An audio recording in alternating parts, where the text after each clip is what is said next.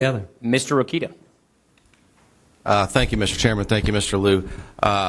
Representative Young, Representative Stutzman, and I come from a state that has a balanced budget. In fact, we have a AAA bond rating. Haven't raised taxes.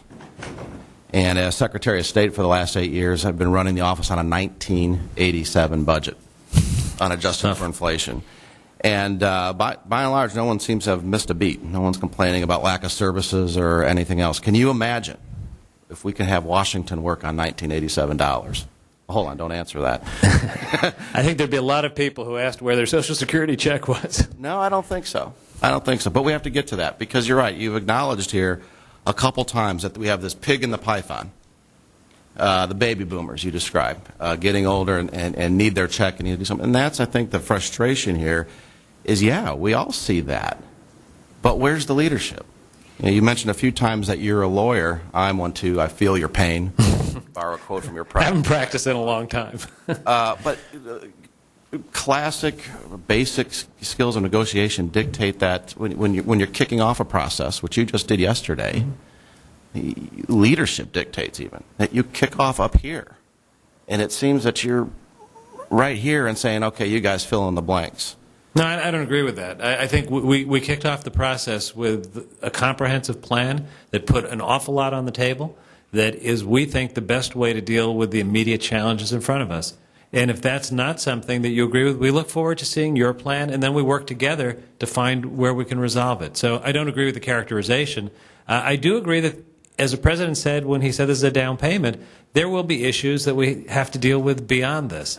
Those are totally consistent. Okay, so in that regard, then let me ask you some specific things. There's been a bipartisan agreement.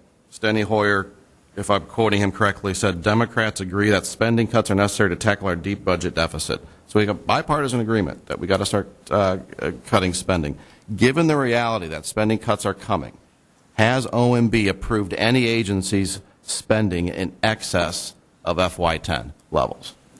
We're currently operating under a continuing resolution. Under a continuing resolution, we neither can begin or terminate activities. So we've been operating under the terms of something that provide for funding, in most cases, at FY10 levels. It's an imperfect way to run the government. We should have full-year spending bills, and there undoubtedly will be complications as we move through the year adjusting these numbers as we go along. But we're Have you advised agencies to prepare to start lowering their budgets? Well, we've advised agencies that they should follow the law. The law is that under a continuing resolution, you do not initiate nor terminate programs. For the future, are you starting to get these agencies acclimated to a culture of spending cuts? I think the budget exercise we went through to produce this budget was, a transition for many agencies where things that were sacred cows that only grew were frozen or reduced. There are tough decisions in this budget, really tough decisions. And I think there isn't an agency of government that hasn't made those trade-offs. You acknowledge that there's a net excess of 22,000 federal employees under your plan. I'm acknowledging that there is an increase, which is a very small percentage of the federal workforce to address new activities in this period. In Indiana, 22,000 is a lot of people. No, it is a lot of people, but it's a big country, too. So when you put a few people at airports all over the country, it starts to add up. Oh, don't start the airport. I could give other examples if I had more time. One more quick thing on Social Security. You mentioned that Social Security wasn't much of an issue. I'm paraphrasing, obviously, but I want you to tell me whether or not the trust fund has any money in it or not. Trust fund has been running a surplus since 1983. That's been taken. And it has bonds in it. Thank you. Mr. Stutzman. Thank you, Mr. Chairman, and thank you, Mr.